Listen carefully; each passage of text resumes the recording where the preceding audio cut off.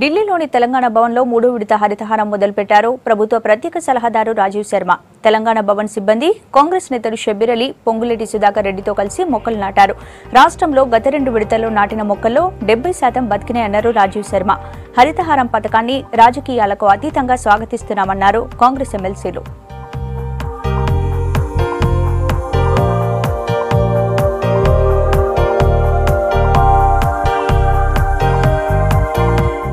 Harithaharam programme 3rd year start అవుతుంది. ఈ విడతలో దాదాపు 50 crore సాప్లింగ్స్ ప్లాంట్ చేయడం జరుగుతుంది. లాస్ట్ 2 years లో ప్రోగ్రామ్ చాలా సక్సెస్ఫుల్ అయింది. సర్వైవల్ రేట్ కూడా చాలా బాగుంది. ఈ సంవత్సరం మంచి వర్షాలు ఉంటాయి, మంచి సర్వైవల్ ఉంటుందని అనుకుంటున్నాము. ఫిట్టింగ్, ట్రీ గార్డ్ ద్వారా ప్రొటెక్షన్ ఇవన్నీ కూడా చేయటం జరుగుతుంది. అన్ని రకాలుగా వీటికి ఫండ్స్ కూడా ఏర్పాటు చేయటం జరిగింది. ఈ ప్రోగ్రామ్ విజయవంతంగా సాధిస్తామని ఆశిస్తూ తెలంగాణ ప్రభుత్వం హరితహారం కార్యక్రమం ప్రారంభమైంది. ఇది మంచి ప్రోగ్రాం.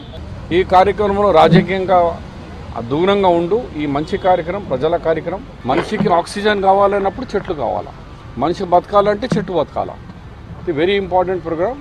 మేము మా కాంగ్రెస్ పార్టీ తరఫు నుంచి మేము సుధాకర్ రెడ్డి గారు అందరం కూడా పూర్తిగా ఈ కార్యక్రమానికి మద్దతు ఉంటుంది. జాతీయ యావరేజ్ 33% ఉండాలా, తెలంగాణలో 23% ఉంది.